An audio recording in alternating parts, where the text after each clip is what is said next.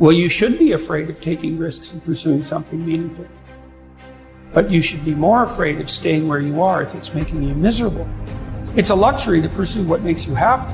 It's a moral obligation to pursue what you find meaningful. And that doesn't mean it's easy. You don't achieve worthwhile goals quickly or easily. They take time. They take struggle. They take relentless pursuit, day in and day out. That's what it takes.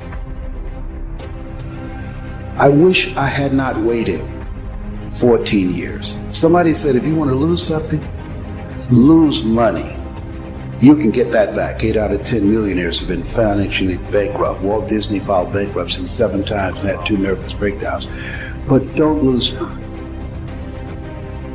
You know, if you take people, and I've told you this, and you expose them voluntarily to things that they are avoiding and are afraid of, that they know they need to overcome in order to meet their goals, their self-defined goal.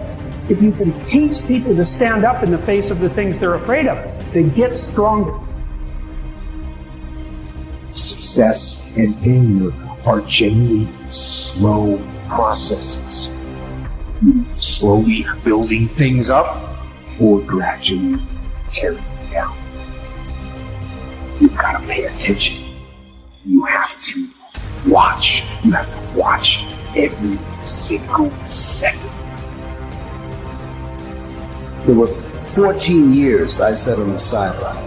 14 years I said, I don't have an investor in me like Tony Robbins. 14 years that said, I don't have an MBA or PhD, and I can't compete with these guys. I have the complexion of rejection. 14 years I silenced myself. Wow. And so I regret that, because there's some people that maybe if they'd heard my voice, they would not have turned to drugs. If they'd heard my voice, their lives would have taken a different direction. And I can't get those 14 years back. That haunts me, and I think that drives me when I speak with such energy. I'm trying to make up for that time, but I can't. It's like the first thing you want to do is dispense with the idea that you get to have any permanent security outside of your ability to contend and adapt. You're paying a price by sitting there being miserable. Yeah. And if you're miserable in your job now and you change nothing, in 5 years you'll be much more miserable and you'll be a lot older. Clock is ticking. Because those seconds, they turn into minutes. And minutes turn into hours. And hours turn into days. And days turn into years.